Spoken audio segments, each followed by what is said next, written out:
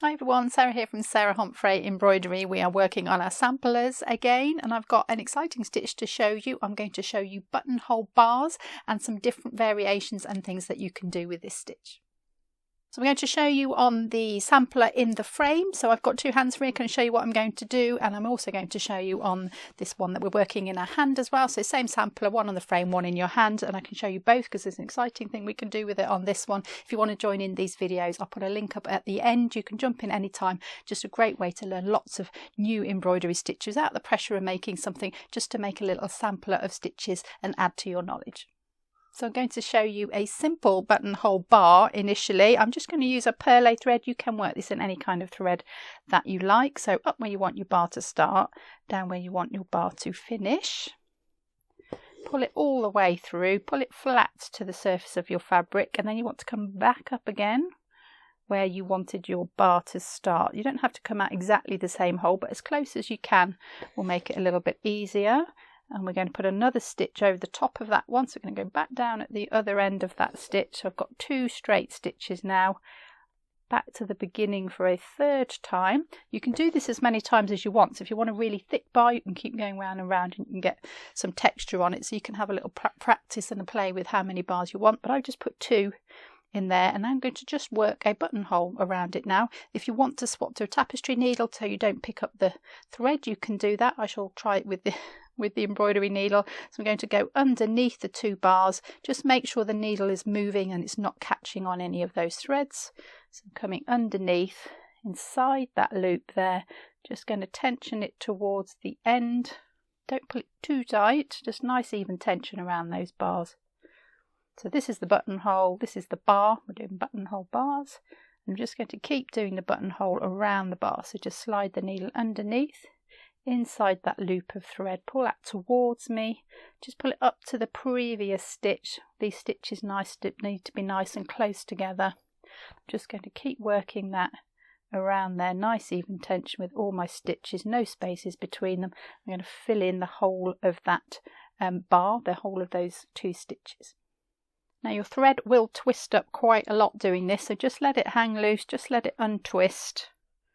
And if you want to, you can even twist it the opposite way so that when you work it through a few stitches, it will just become a little bit easier. And you can push those right up the bar, so get as many stitches in as you can. You don't want to see any of the bar underneath, you just want to see the buttonhole. Squeeze one more in, I think, just make sure I'm not catching any thread underneath. And then we need to just go through to the back just to finish that off. So I'm not going to go through up at the end of that stitch. I'm just going to come down a bit. That'll help the buttonhole to sit nice and flat. And then we've just got one straight buttonhole bar. So a bit of nice texture on there. So let's have a go at a twisted buttonhole bar. So we start off in the same way. I'm making this one a little bit longer so you can see the effect. So up where you want to start, down where you want to finish, back up where you want to start, back down where you want to finish. Two stitches I'm doing there.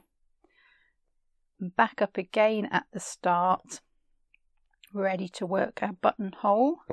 So I'm going to work the buttonhole before, but I'm going to count how many I do. So I'm going to do, let's try 1, 2, let's try 3, and I want to twist it now. So I'm going to now take my thread over the top and just come underneath. I'm not doing that buttonhole loop, and that will pull those twists around to the back. And then I just carry on. So I'm going to do another 3. This will give me an even twist. Pull your stitches up to the previous one like before. 1, 2, 3. Just going to untwist my thread because it gets twisted.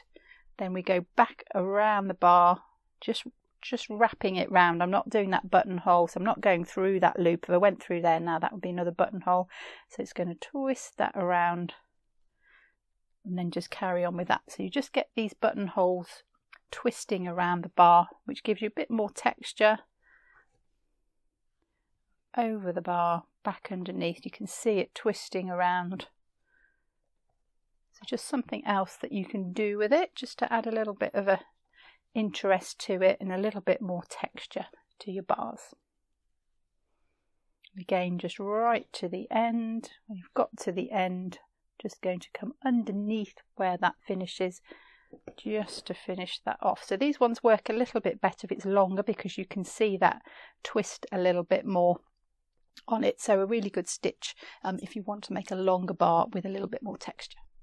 So let's do a buttonhole picot. So I'm going to do one flat on this surface, and then I'll show you a picot edging on the handheld sampler, because that's when it really comes into its own, this stitch. So I'm going to make this a little bit shorter, but again the same start and finish. So up and down and up and down. So I've got my 2 bars. I'm going to make these a little bit looser in the tension, so don't pull it really tight, just allow it to be able to do that, not too much. So it's a little bit of a practice on the tension you need, but I'm just not pulling that super tight because I want it to be that shape, so it looks like a little picot edging. So I'm just going to do the same with that one, not too tight, back up to the beginning. Just going to test that.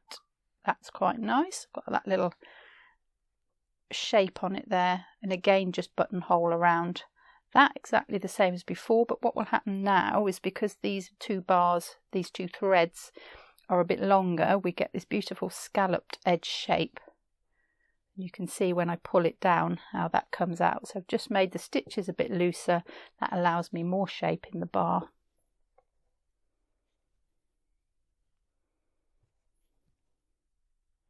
I'm going to squeeze one more in there. You can pull them up as we did before. Oh, and when you pull it up, you actually get quite a few more in there. So let's put another few in. I think we'll leave it at that, and then back down again, just underneath that end one there. And then you get this beautiful scallop shape. You can pull this into shape a little bit, pull it down, and get that gorgeous little shape. So that's a buttonhole picot on the flat surface. Let's do a buttonhole picot on the edge of a bit of fabric. So this is what it looks like here. It looked really gorgeous, lovely way of adding this beautiful decorative edge to a piece of work. Now, if you want them to all be exactly the same, you're going to need to measure the distance between them. So just mark the points of where they come into the fabric. So I'll show you how to do one of those. So I've come out of my fabric, I've started my thread on the back with a little knot, just woven it through a couple of times so that's secure. Come out on the edge of the fabric. Now this doesn't work on a raw edge. You need to have a smooth edge. It might work on a raw edge, you kind of need to do it on the top. So I've just wrapped a little bit of fabric around that and just done a running stitch to make myself a nice smooth edge, because you can see it much more clearly. So this time I need to come into that seam of the fabric, which is really why you need to have that edge folded over. You could do it if it was raw, you could just come up inside the fabric like that, but it won't really be on the edge. So I'm going to come into the edge. As I said, mark these positions if you want to have them nice and even. I'm just going to eyeball it. I'm going to come back out where I started. So I'm doing the same thing that I did on the frame, but it's just now on the edge of the fabric. So there's my first one. Don't pull it really tight because we're going to do the little scallop shapes. And then I'm going to go back in that hole and back out where I started. Pull that second one, the same tension. You can see I've actually got it flat on the surface of the table here, so it's quite a nice way of doing it. Make sure they're the sort of right tension and they're both even, and then again just buttonhole around the edge. So I'm not going through the fabric now, I'm just going through that hole, so through there. So just as I did on the surface, but there is no fabric underneath. Just doing it in mid-air now, but going underneath the 2 threads there into that loop, still making a loop. You can just pull it up. So exactly the same as before, no different, but we're just coming on the edge of that fabric now and not on top. So I'm going to go right to the end.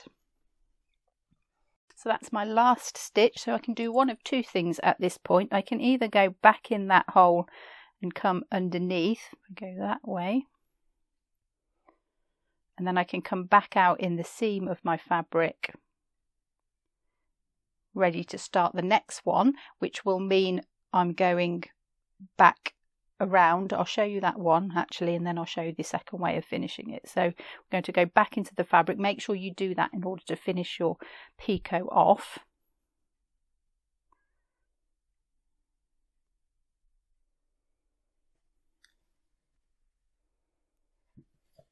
that will just connect the end to your fabric, so make sure you do that. Now you can come back in this way. I'm doing this left-handed because it's under the camera. Pick your piece up, turn it around and do it the way you want to. If you're left-handed, you'll be fine. If you're right-handed, just turn it around and make sure it's easier for you. So there's one. Again, just a little bit loose so we've got that scalloped shape. And then I'm going to go back in again.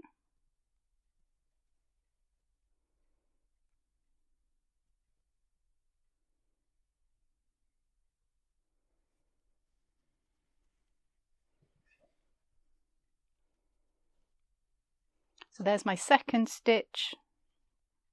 Now what you'll find is your thread is on the other side, so now we can buttonhole back the other way. So whether you're left-handed or right-handed, it doesn't really matter, because this way you're going to go back and forth and back and forth.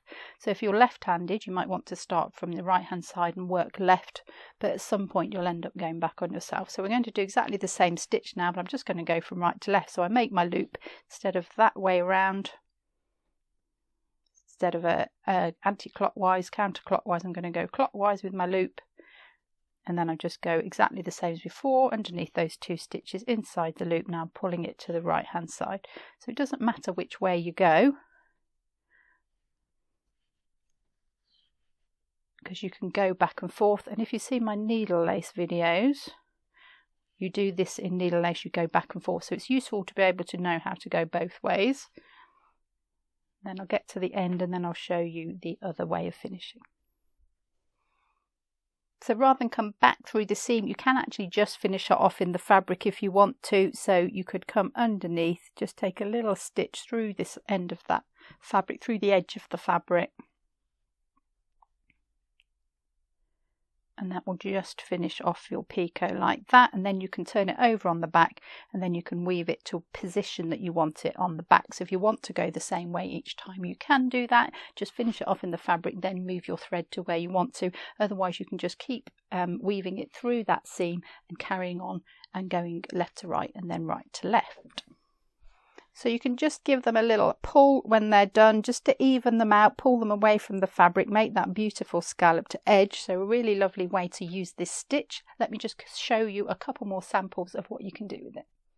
So in another video on this stitch sampler, I showed you how to put these shisha mirrors down, and I've actually gone around the edge of the shisha mirrors with these woven picots here. So I've done these in the green, so I put my shisha mirror on first, and then I've worked these little scallops all the way around the edge. So again, just mark on your positions. I just went opposite, north, south, east and west, and then a couple in between to get those evenly spaced around there. So they make beautiful edgings, and you could carry on with this. You could now come out from under here, do a bigger one and come around here as well, and just keep layering those and get some beautiful petals. So that's a really nice way to use it.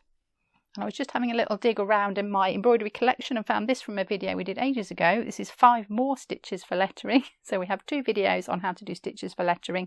So we've got 10 stitches in that all together. And this is one that I used the picots on. So I've actually done a letter in it, and I've done a running stitch around, back stitch actually, around the shape of the O. And that's given me my positioning for my picots. And then I've just worked these picots, look really lovely in a variegated thread. They'll change colour throughout. So you can be quite creative with this. It's great for just adding texture to your work. You can do an edging with it, you can do shapes with it, you can put it around other elements as well. So they're really easy to do, and you can have a lot of fun with them. So do try a few, have a little explore and see what you can come up with. So if you'd like to have a go at some more stitches on our little stitch sampler project, you can see that in this playlist up here. And then why not check out this video on 5 more stitches for lettering in this video down here. I hope you've enjoyed this one. Do give it a thumbs up if you have, and I'll see you next time.